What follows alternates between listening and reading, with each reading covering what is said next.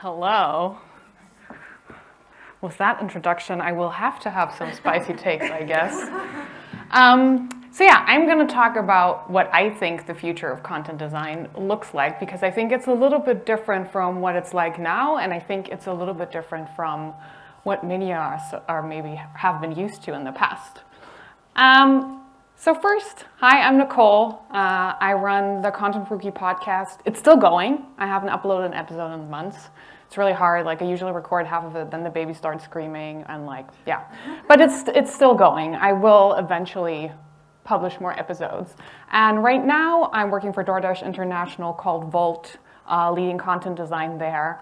I have been really enjoying that. And Sarah reminded us we should also talk about who we are outside of work. So as you can see by me having black slides with the career fund, outside of work, I also like writing, but not content design, really just like writing poetry and other stuff, and hot takes, obviously. I have dogs, I like gardening, I do pottery in my basement, and I'm really content with that life actually right now. So that's been really nice. So I asked a couple of people what I should include in this talk, and everyone was like, well, you need to include AI. So I am going to include AI a little, but I did not have it help me write.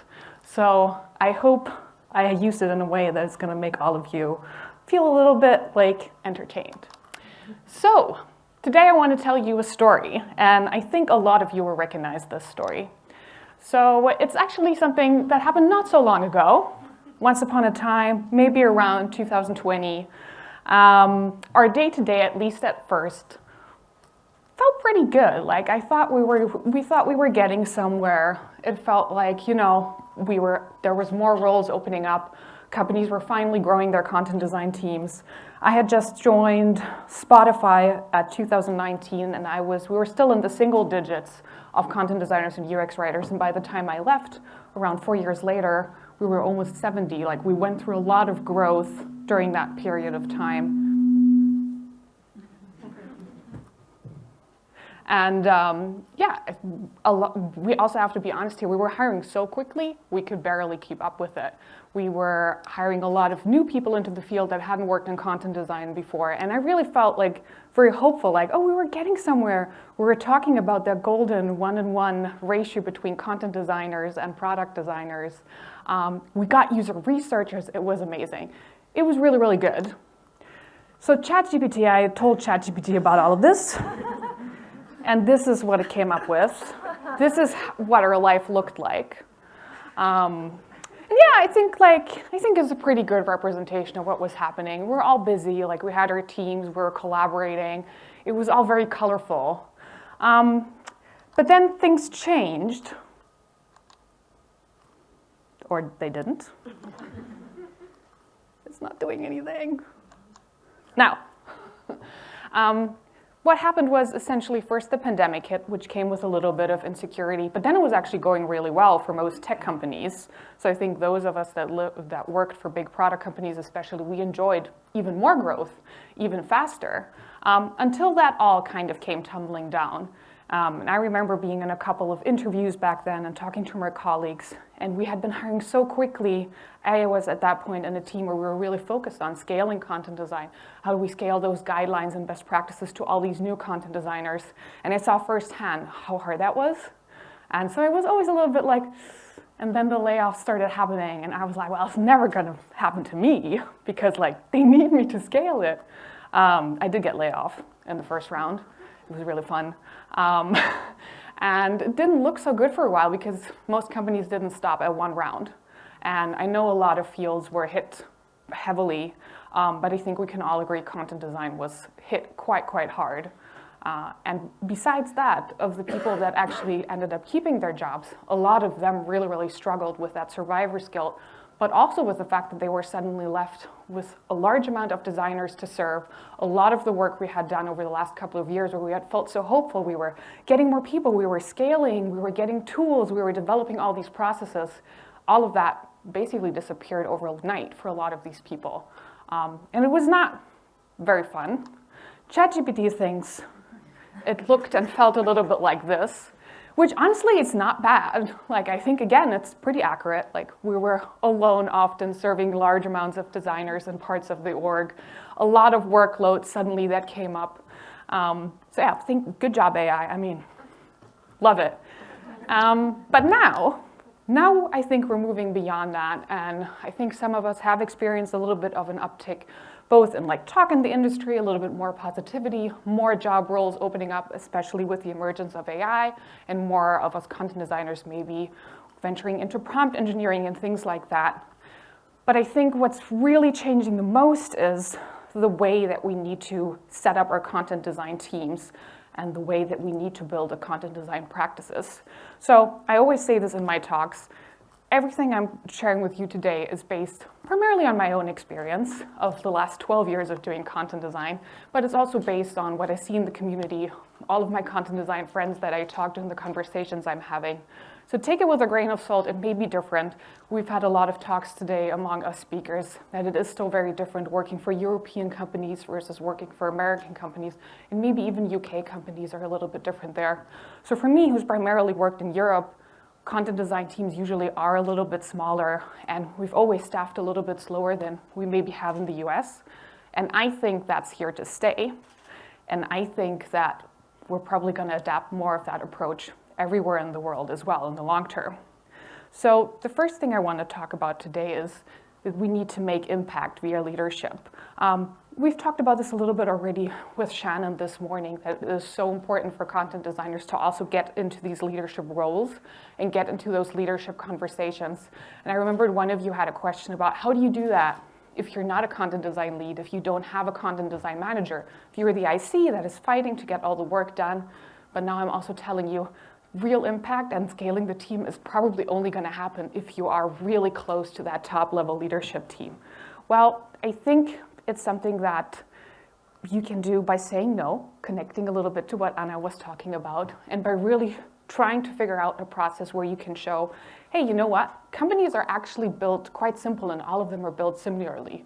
In the beginning of the year, in the beginning of a quarter, or however your company is structured, the leadership team comes together, they workshop, they figure out these are the top initiatives we want to invest in. These are our top company bets.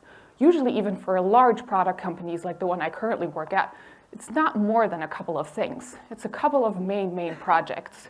And then from those company bets, they basically funnel down into the different teams. This is like who's going to work on this.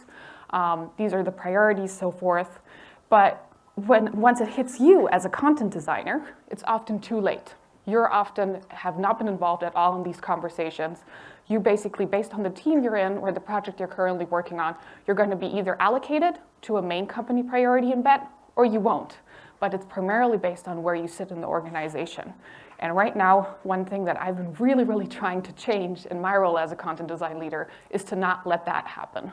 I've really pushed my way in to those conversations in the beginning and said, well, if this is the company bet, then this is where our focus is as content designers.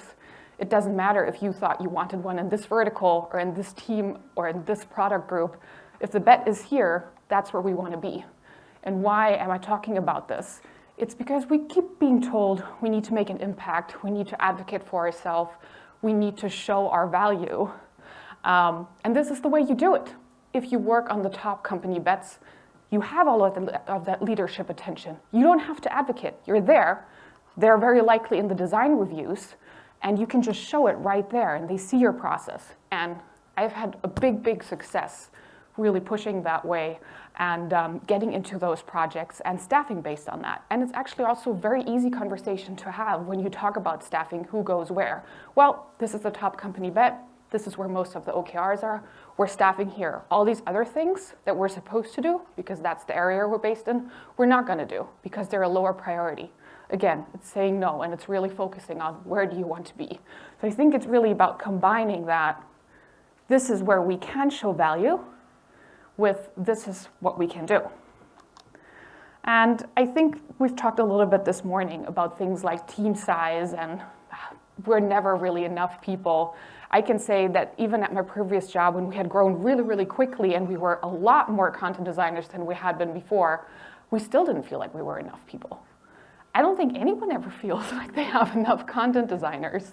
And I think it's because we've really connected in our head, like both these ratios of, okay, but there's so many product designers, at least there should be 1 in 10 content designers, or 1 in 5 content designers, or 1 in 1 content.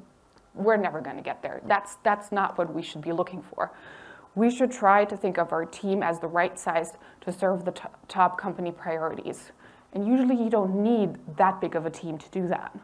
So when I now go into staffing conversations at the end of the year with finance and the product people and so forth, and of course everyone has like a lot of pull in terms of getting the limited headcount we have right now.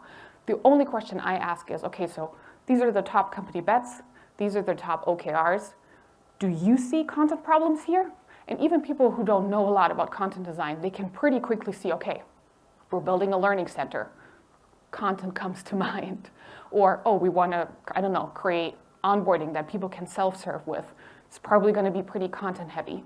And it's actually quite easy to get buy-in that way and to get either like additional headcount or to say, okay, Nicole, tell us who in your team has the best skills for this, we'll allocate them there. Instead of, for example, just looking at the teams on a group level and saying that, okay, this team doesn't have a content designer, that's how we're going to advocate for headcount. Obviously, they need one. That usually isn't as obvious to leadership as if you say, this is our top company bet. We need content design here. And then lastly, we talk a lot about scaling content design. And Danielle, don't sue me, because I'm going a little bit against you here now. But I think there's been a lot of talk about scaling content design, primarily first with staffing, and then as AI emerged with AI.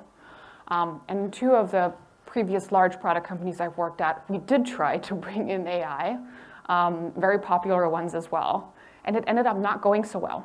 And in both cases, we ended up getting rid of the AI again, because it was expensive and we couldn't get the adoption we wanted. And I'm sure it's because we didn't follow your process, which is brilliant. We were still figuring it out. But I think, again, it's also because in a lot of ways what the AI can do for us right now, it's very related to microcopy and scaling things like taxonomy, terminology, tone and voice in a specific way, and you can maybe standardize things like, I don't know, empty states, error messages, and things like that. But, correct me if I'm wrong, those are small content design problems. That's not what we need to scale.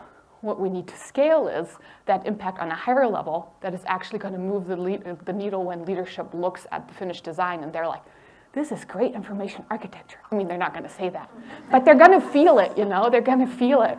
And that's what we want. And so I think when we think about actually scaling content design, it is exactly that. Like, we don't want to scale the amount of projects we can do. I actually don't care.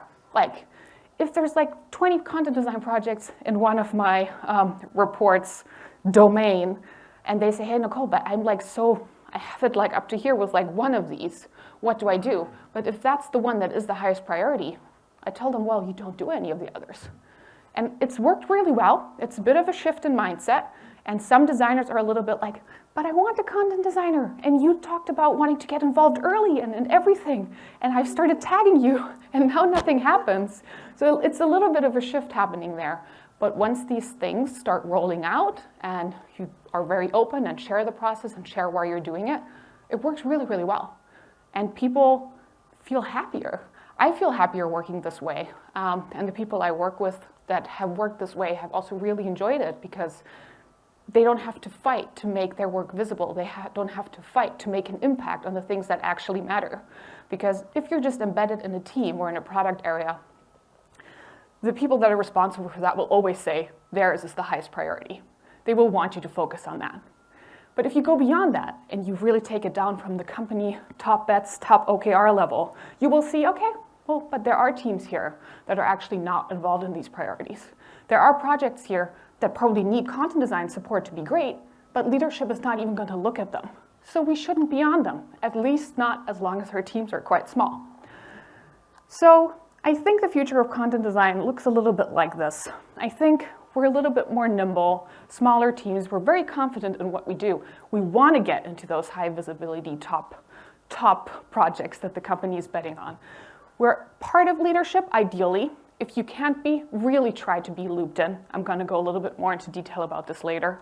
We're human-powered and AI scaled to a degree, I like to use the AI, as you can see, because I can't draw or sketch, and I had to put some kind of imagery in my deck. I also like to use it to help me write briefs, or rewrite things, or start ideation, or for workshops, it's honestly been really great to feel like you have another person in the room with you. But right now, at least, I'm not too interested in bringing a tool, an AI tool in to help me scale or guidelines and things like that. A little bit more on that later. And then I put one thing here, which is review to own. So I think you can also try to work out a process in the beginning if you're maybe making this transition or proposing this transition, where you say, hey, we're not going to actively partner with you on all of these projects, but you can bring them to office hours and we'll review some of that work. Or you can integrate content design into your quality assurance process that everything has to go through before it goes live. I'm going to show a little bit of how I'm doing that right now, which I think has also worked really well. So you still kind of get to a certain level of quality if you set that foundation, but you're not actively involved in it. And you're not actively responsible for it either, which is honestly great, because one thing that happens when you have fully embed content designers who are just hardcore responsible for this team or this vertical or this part of the product is that when they still get too many requests and they can't spend the time that I want on everything, some of that work still won't be good because you just can't do good work on 17 different Figma files at the same time. But you're the person that is officially responsible for it. It's not like that when you have a review to own process, because then everyone in the company is part of making sure the content design quality is also there. So in a little bit more detail, this is the setup I'm kind of talking about. So you're looking a little bit more at one content designer per group instead of one content designer per team.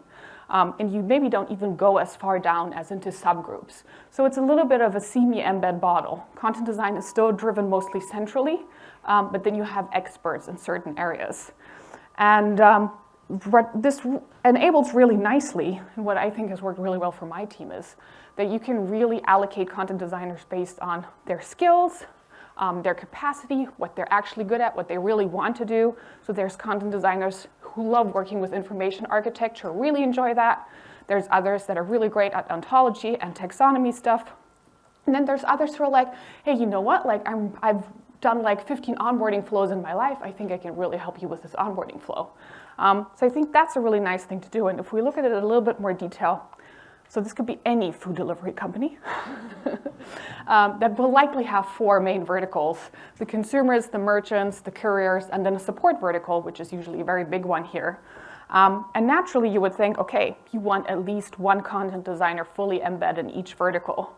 But practically, it might be very different. For example, one of these verticals might have a much, much larger content design need based on the priority projects that the company has. So there you maybe have one fully embed content designer. But then the other verticals have lower needs, and you maybe only have one that is an expert here, a semi-embed, but that can switch to one of the other verticals. And you maybe even have a vertical where you don't have a content designer at all, because that vertical, in this case the example is support, you can actually scale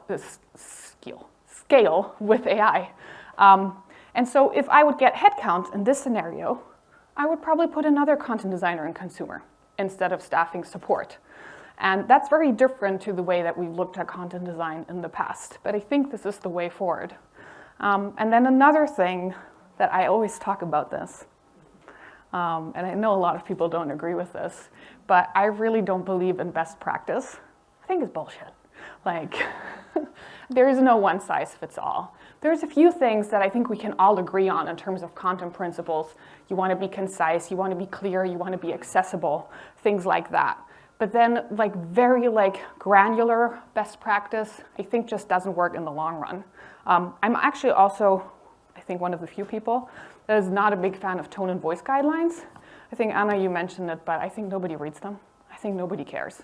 I think the only way to get tone and voice out there realistically, specifically if you're a content designer and you're working directly in Figma, is if it's fully integrated in your design system and it is part of your design system's components for things like error messages and empty states and maybe notifications.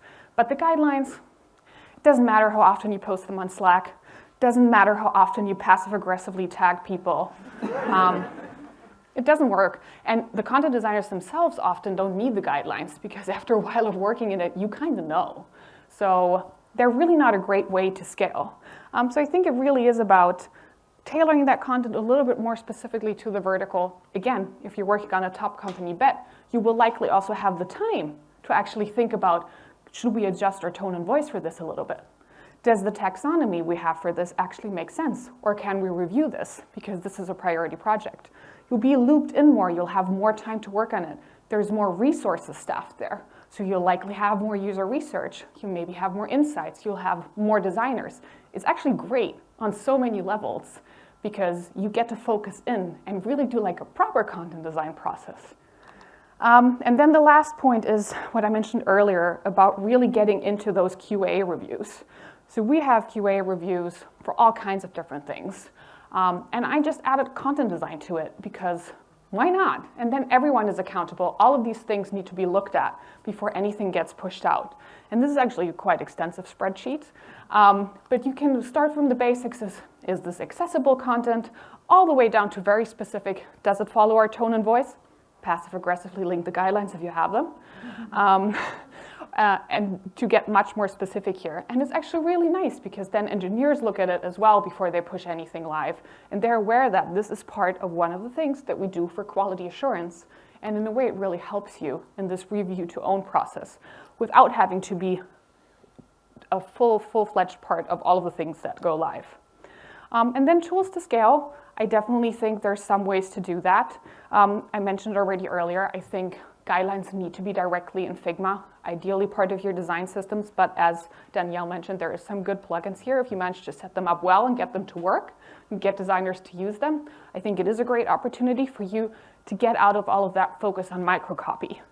And then I think there's a lot of things you can think about standardizing if they're not super important. And again, it's a bit of a controversial take, but like we like to talk a lot about empty states and error messages and how they're important.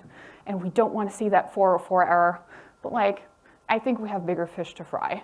So if it helps you to reduce workload to standardize errors and empty states, so less designers ping you about that stuff, do it. Get it into Figma, get it into your design system.